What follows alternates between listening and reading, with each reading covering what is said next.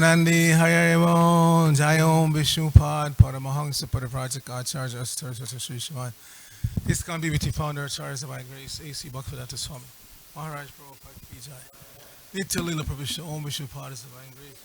Srila Bhakti Siddhanta Saraswati Thakur Prabhupada Ki Jai.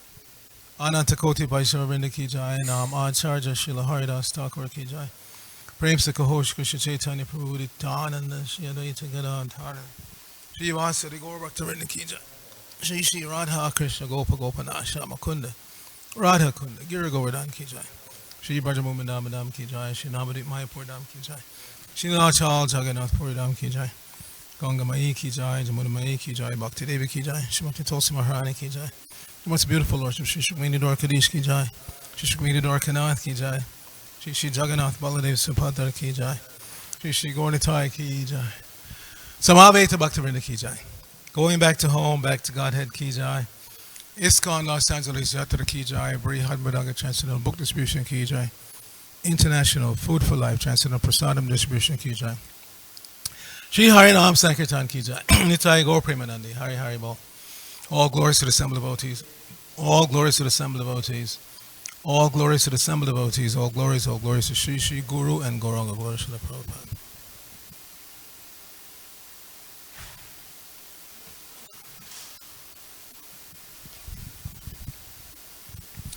Narayanam Namaskritya Naram Chaiva Narottamam Deving Sarasatim Vyasam Tato Jayamadhirya.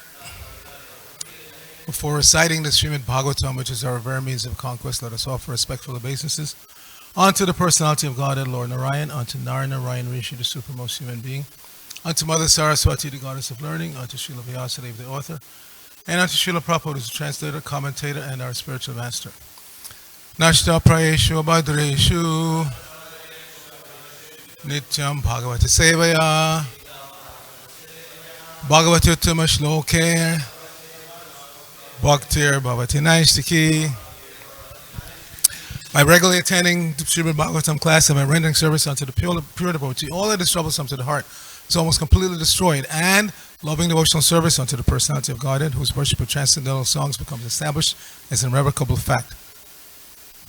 Subhaja fell down in front of her face, so that needs to go and fix it. If you look at Subhaja, you see there's something hanging. Yeah, it just fell in front of her face. Om Namo Bhagavate Vasudevaya. Om Namo Bhagavate Vasudevaya. Om Namo Bhagavate Vasudevaya. So we're continuing our reading from the third canto of the Srimad Bhagavatam. This is chapter 4. And today we begin with 14, which has no purport, so I'll recite that one myself. And then we'll do 15 responsibly.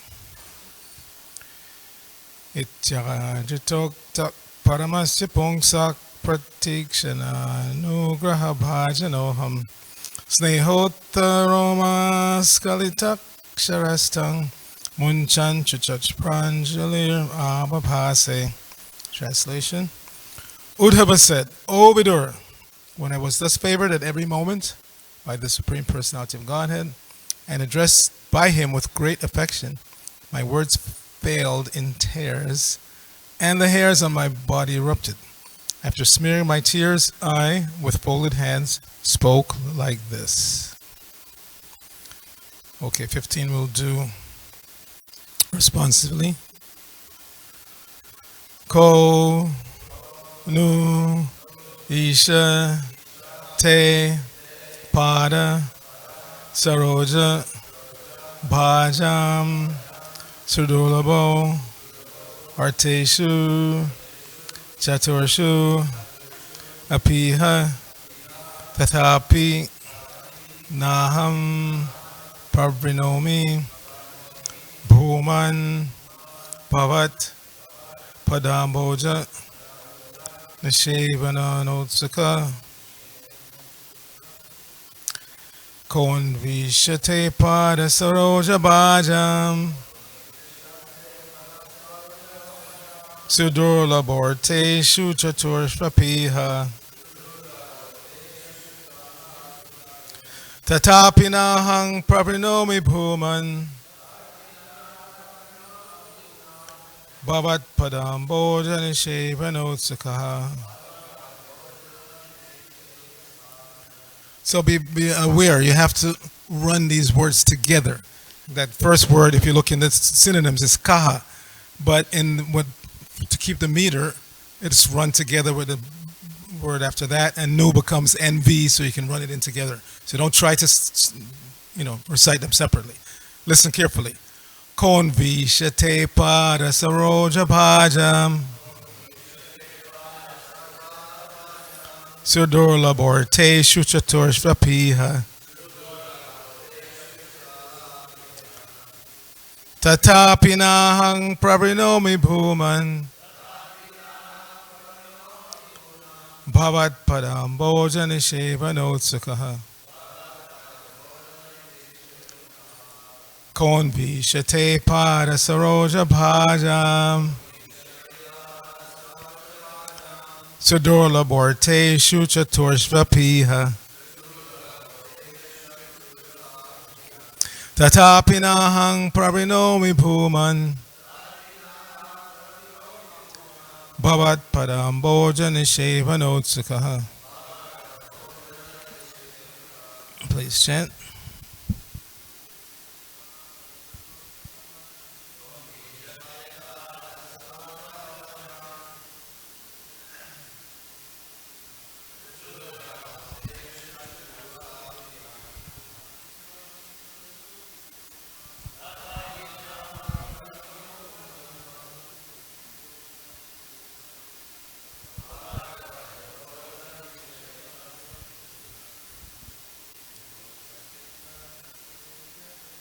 Konvi shate pada saroja bhajam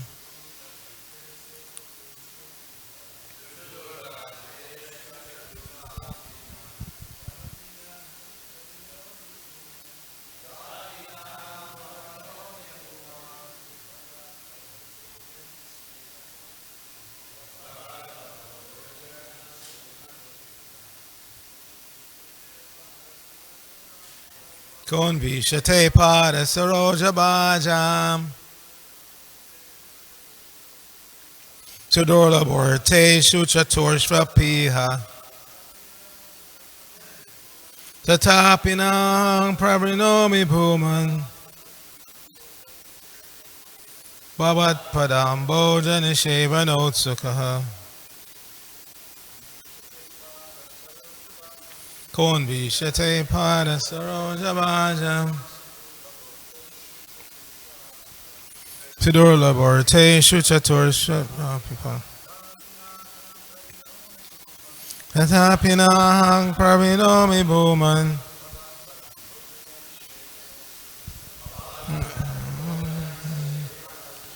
Vaishnavis. Konvi shate pada saroja bhajam sudurla borte shuchatur shvapiha tatapinahang prabhinomi bhuman bhavat padam bhojani shevanotsakaha. Okay, synonyms. Kanu Isha, O my Lord. Te, your.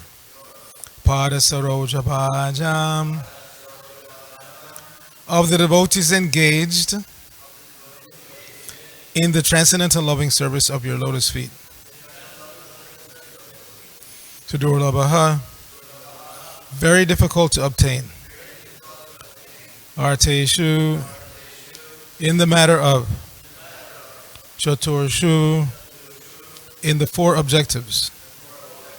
Api, in spite of. Iha, in this world. Tatha api, yet. Na, do not. Aham, I. Pravrinomi, prefer. Bhuman, O great one. Bhavat, your. Pada Ambhoja, lotus feet. Nishevana Utsukaha, anxious to serve. So, proper translation for this verse. O my Lord, devotees who engage in the transcendental loving service of your lotus feet have no difficulty in achieving anything within the realm of the four principles of religiosity, economic development, sense gratification, and liberation. But, O Great One, as far as I am concerned, I have preferred only to engage in the loving service of your lotus feet. Please repeat. O my Lord, devotees who engage in the transcendental loving service of your lotus feet have no difficulty in achieving anything within the realm of the four principles of religiosity, economic development, sense gratification, and liberation. But, O Great One, as far as I am concerned, I have preferred only to engage in the loving service of your lotus feet. Srila Prabhupada's purport. Those who are associated with the Lord in the Vaikuntha planets achieve all the bodily features of the Lord and appear to be the same as Lord Vishnu. And we have two examples here, Jai and Vijay. So that's what Lord Vishnu looks like with just a couple of other adornments. Such liberation is called Sarupya Mukti, which is one of the 5 kinds of liberation. The devotees engaged in the transcendental loving service of the Lord never accept the Sayuja Mukti, or merging in the rays of the Lord, called the Brahma Jyoti. The devotees can achieve not only liberation, but any success in the realm of religiosity, economic development, or sense gratification, up to the standard of the demigods in the heavenly planets. But such a pure devotee as Uddhava refuses to accept all such facilities. A pure devotee wants simply to engage in the service of the Lord and does not consider his own personal benefit. Nama Om Vishnu Padaya Krishna Prishtaya Bhutale Srimati Bhaktivedanta Swami Nityanamane Namaste Saraswate Deve Gauravani Pacharane Nirvishesha Shunyavadi Paschatadishtarde Om Agyana Timirandasya Gyananjana Shalakaya Chakshur Unmilitam Jaina Tasmai Shri Gurave Namaha Shri Chaitanya Manobhishnang Shapitang Jaina Bhutale Swayam Rupa Kadamayam Dadati Swapadantikam Vandehang Shri Guru Shri Utapada Kamalam Shri Guru and Vaisavangscha Shri Rupam Sagajatam Sahagana Raganatan Vatam Tang Sajivam Sadvaitam Savadutam Purjana Sahitam Krishna Chaitanya Devam Shri Radha Krishna Pada Sahagana Lalita Shri Vishakan Vatangscha Hey Krishna Karana Sindhu Dina Bando Jagatpate Gopesha Gopika Kanta Radha Kanta Namosate Tapta Kanchana Gorangi Radhe Vrindavaneshwari Vishavanu Sute Devi Pranamami Haripriye Vancha Kalpatarubhya Shah Kripa Sindhuvya Evacha Patitanang Pavanebhyo Vaishnavebhyo Namo Namaha Jai Shri Krishna Chaitanya Prabhu Nityananda Shri Advaita Gadadhara Shri Vasari Gaur Bhaktivinoda Hare Krishna Krishna Krishna Hare Hare Hare Rama Rama Rama Hare Hare.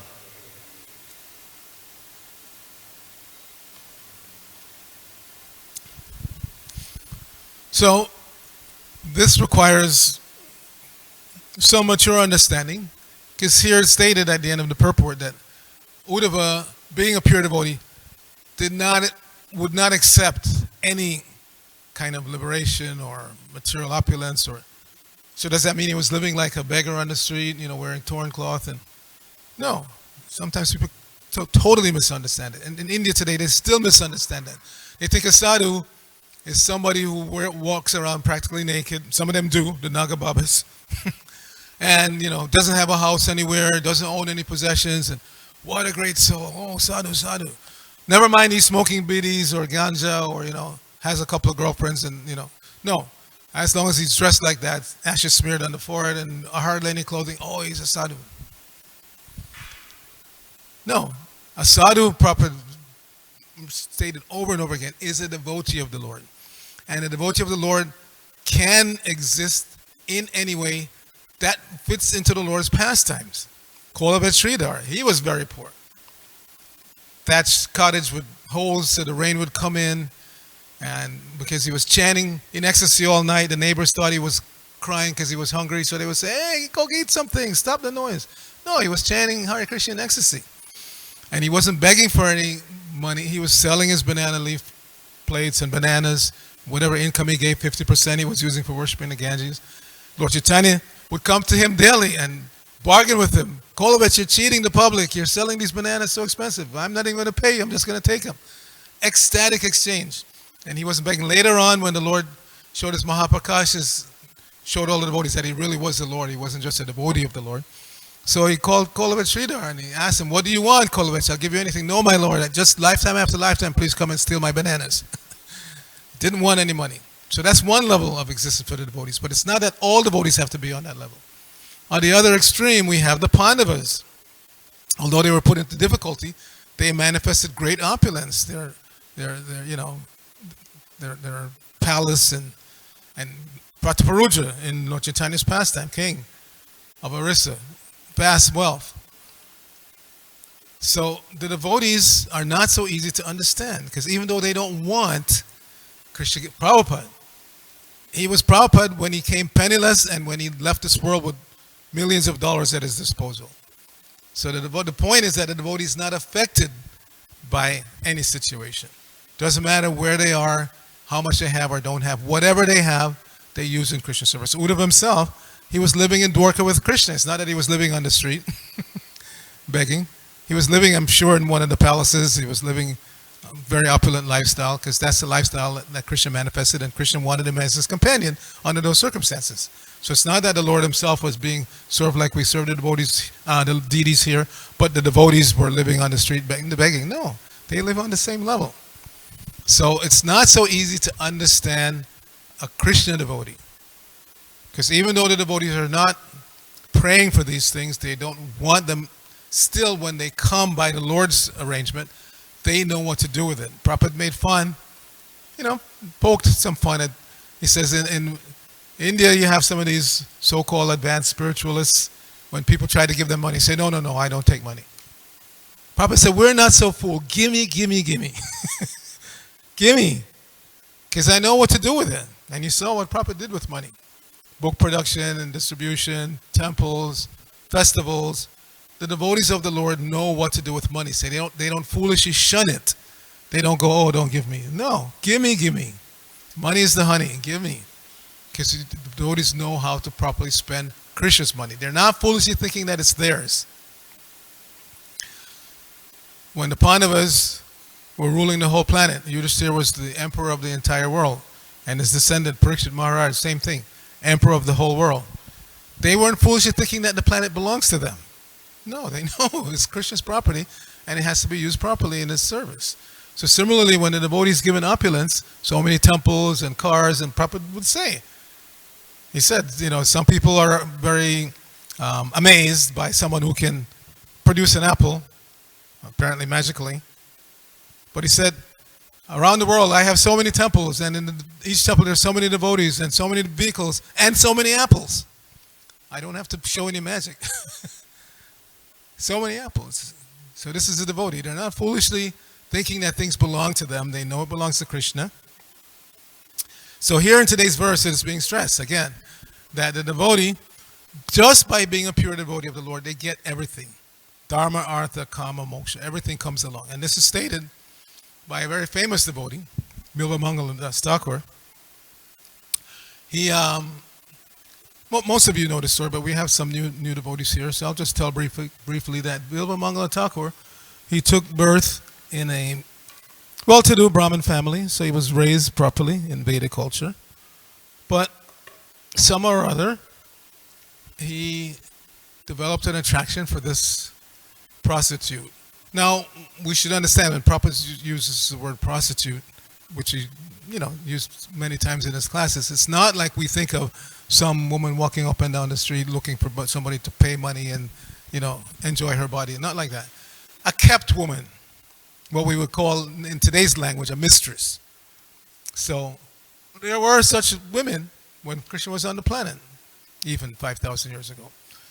So Bilva Mangala Thakur, in his day and time, there were women like that who were kept by well-to-do gentlemen so they could have some extramarital affairs like that. But it wasn't, like I said, not what we think of as a prostitute nowadays. So he developed an attraction for this woman named Chintamani, and he would regularly go to see her. And his attachment was so deep that it's mentioned one night it was raining and horrible weather, but he was so determined to go and see this Chintamani that he went out in the bad weather. The river had flooded. He couldn't find a boat to go across the river, so he grabbed onto some what he thought was a log. But by the time he got to the other side, he realized it was holding onto a corpse. So determined, he got to the other side. The compound, there was a fence around it. He couldn't get over. He was looking for a way to get over, so he grabbed on what he thought was a rope, but it was a snake, like that. So with great determination, he went to see this Chintamani. So when he knocked on the door and she let him in, she said, "What are you doing here? In this kind of weather, you came to see me?" She said, obviously inspired by the Super Soul, "If you had as much devotion for Krishna as you have for my body, this material body, you would be a great devotee." So that snapped him out of his attachment, and he determined that he would leave that place and go on pilgrimage. So he did that.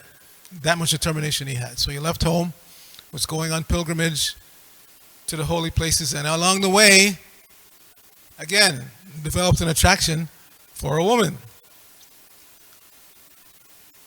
So someone may ask, how does this happen? Because that is the attraction between the sexes is a shackle that keeps us in this material world. It is a perverted reflection of our attraction to Krishna. Just like Uddhava here is totally attracted to Krishna. Doesn't mean that he didn't like anybody else. No, but his attraction for Krishna was stronger. The example I like to use is the Pandavas themselves. They were all so devoted to Draupadi, their wife.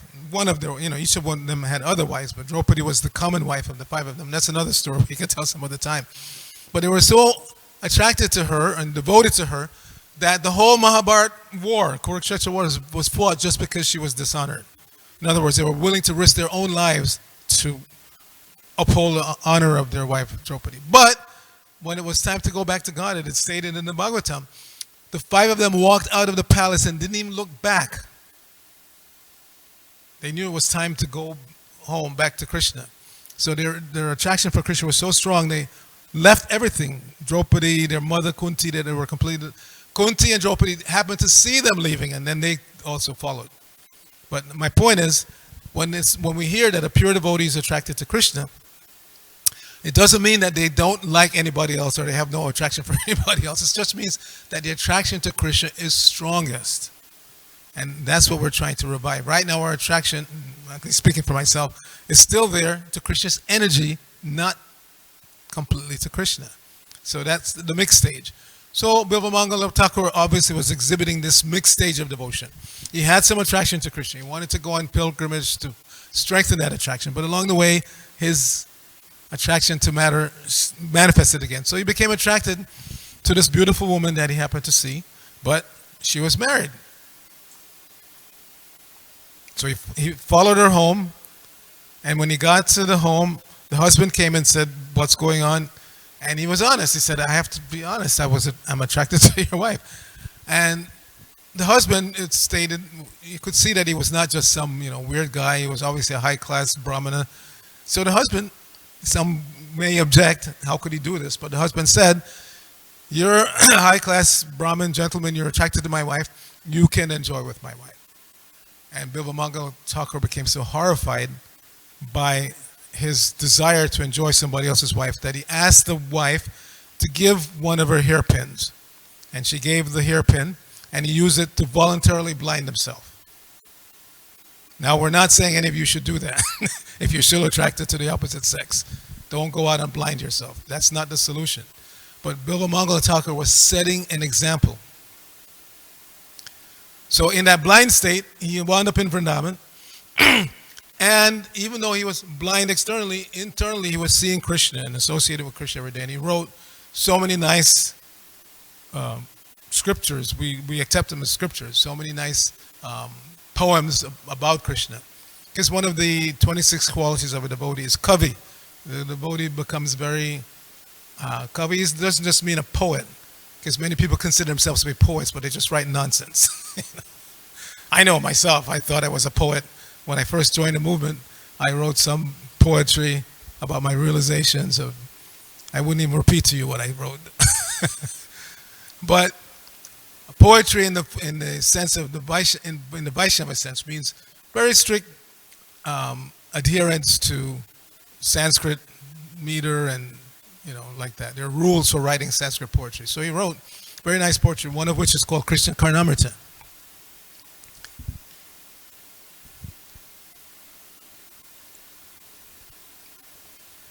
So in his Krishna Karnamrita, he mentions specifically what's being spoken about in today's purport, that because of my devotion to you, O Krishna, in your youthful form, then mukti sayam mukutanjali sevate sma. That mukti personified is standing at my door, and not just standing. Mukutanjali. Anjali, this is Anjali Mudra for the young devotees who don't know yet. There are different mudras that you can make with your hand, and one of them is this called, you see everybody do that. That is called Anjali Mudra. So, Mukti Swayam Mukutanjali Sevate Smat. She's standing at my door with folded hands, waiting to serve me. And therefore, Dharmartha Kama, all of these things are with her. She's not alone. So, religiosity, economic development, and even mukti, liberation, and dharmartha kama, and even sense gratification. All of this comes along with mukti and is waiting to serve me. So the devotee, in other words, doesn't have to separately strive to become wealthy or, become highly religious or get sense gratification. All of those things are waiting for the devotee. And the devotee engages in them properly. Just like in our line, many of our acharyas, including Srila Prabhupada, they were married. So one may ask, as one sannyasi did, I've told the story before, but these new devotees haven't heard. Once on a morning walk, one sannyasi asked Srila Prabhupada, one of his disciple sannyasis, asked him, Srila Prabhupada, why do pure devotees get married? In other words, he's thinking, pure devotees know this material world is Maya, the form of a woman is Maya, it's just skin and blood and bone and everything. So why would pure devotees get married? And Prabhupada said, because it's natural. So they kept walking along, and the same sannyasi, still puzzled, he asked Prabhupada again, but Srila Prabhupada, why do pure devotees get married? And Prabhupada again said, because it's natural. So they kept walking along, and the third time he asked, Prabhupada, why do pure devotees get married? And Prabhupada said, you're asking because you want to get married. You see? So we should understand, when the pure devotees come in this world, they may exhibit extreme renunciation, like Srila Bhaktisiddhanta, Srila Prabhupada's guru, did. Naistika brahmachari, never involved with women, complete renunciate. They may exhibit that kind of tendency, or for the most part, they go along with the normal flow of life. Brahmachari life, followed by grihastha life, followed by vanaprastha life, followed by sannyas. That's what many, if not most of our acharyas in our line exhibited. And Lord Chaitanya himself, in the mood of a devotee, to teach us how to be a devotee of Krishna, he married twice. Krishna, the Supreme Personality of Godhead, he showed two extremes. He had unlimited, unmarried girlfriends in his Vrindavan Leela, and then in his Dwarka Leela, he had 16,108 wives. So the point is, having a consort, a wife, is not unnatural. It's natural. But as Prabhupada says in the third canto, of the same third canto, that in the Vaikuntha realm, there are couples, man and wife. But their attraction to devotional service is so strong that there is no sex life in Vaikuntha. A lot of people may find that shocking because they're thinking they're going to die and go to heaven and they're going to have so many consorts and enjoy like anything. But Prabhupada said clearly, plainly in that purport, in the Vaikuntha realm, the attraction to serve the Lord is so strong that there's no sex attraction between men and women, even though they serve together. There's no sex life in the spiritual world. And therefore, there's no abortion and no divorce and no stuff like that. It doesn't happen there. So, as is being pointed out by Uddhava in this, he's speaking to Krishna, that I'm so attracted to you, my Lord, that I have no desire for any of these things. But again, doesn't mean that he was a beggar on the street. Even though he had no desire for economic development or liberation or any of that stuff, still it was given to him. Because the Lord wants to see his devotees in a nice situation. It's not that Krishna wants to see us be beggars on the street and not know what to eat next. And no. Prabhupada, I was just listening to a lecture. Prabhupada was saying that Krishna consciousness is nothing but recreation.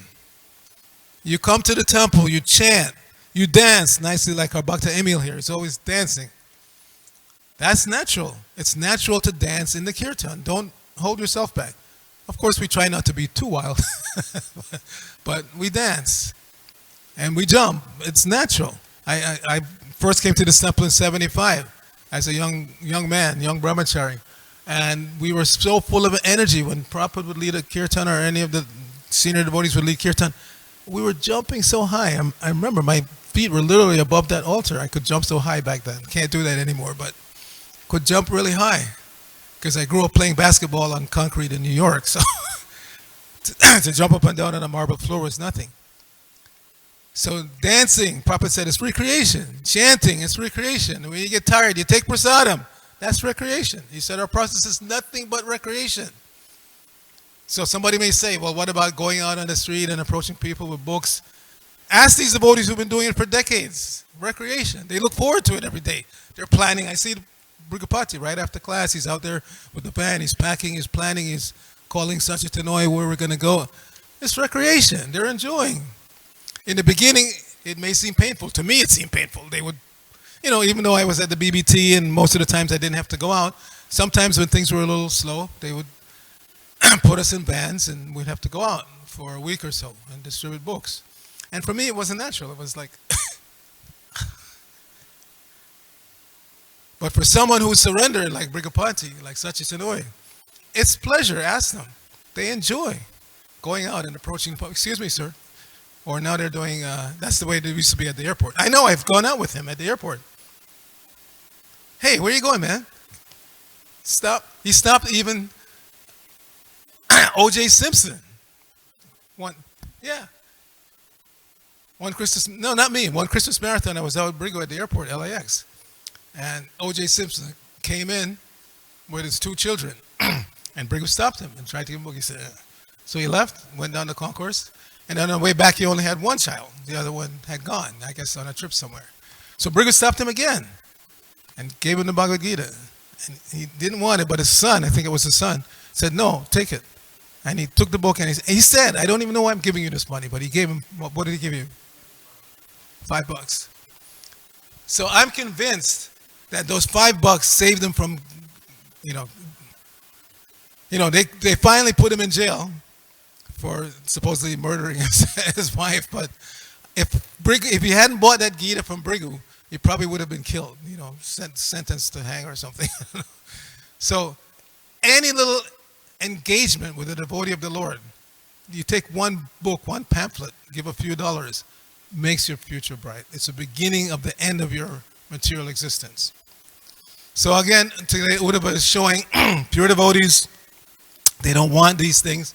And that's also, I'll finish with this, exhibited in a verse by Prabodhananda Saraswati that summarizes these things that are being offered, these kinds of liberation that are being offered, and the devotees reject. So he says, Kaivalyam narakayate, Sridashapur akasha pushpayate, Durdang tendirya kala sarpapatale, prodkatadang srayate, Vishwam purna sukayate, Vidimahendra adis chakitayate, Yad karuna kataksha vaivavavatam tam goram evas tumak. So that last line is the most important. It says, for one who has received the merciful sidelong glance of Lord Chaitanya. And Prabhupada says, not even looking at you fully like we look at each other. Just a glance. Just one who's got a merciful sidelong glance from Lord Chaitanya, these things become prominent. Kaivalyam narakayate. Kaivalya means this impersonal liberation into the Brahmajyoti. For a devotee, that becomes less desirable than going to hell. They'd rather go to hell and serve the Lord than to accept Sayuja Mukti, merging into the Brahmajyoti. Kaivalyam narakayate. Tridashapur akashapushpayate. Tridashapur refers to the abode of the demigods, like Indra, Chandra, Varuna, like that. They have their heavenly planets. As mentioned today, the devotees can get opulence up to that level, but they don't want it. Tridashapur akashapushpayate. They see the Tridashapur, the heavenly planet realm of the demigods, as being akashapushpa. Akashapushpa means sky flowers. And it has two meanings. It's not real. Flowers don't grow in the sky, so to them it's like unreal.